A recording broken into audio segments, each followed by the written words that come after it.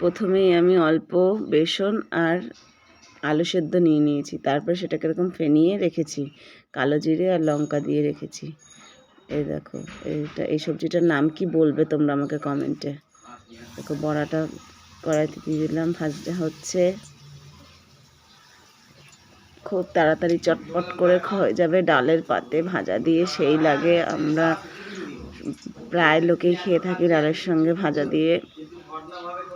এই দেখো ওই সবজি দিয়েও কিন্তু আমি দুটো বড়া ভেজে ফেললাম, দেখো খেয়াল করে। আর আমরা কিন্তু এই দেখো, দেখেছো, ওইটা দিয়ে কিন্তু আমরা বড়া দিয়ে, আমি কিন্তু বড়ার মধ্যে দিয়ে দিয়েছি, বড়া হয়ে গেল ওটা দিয়ে।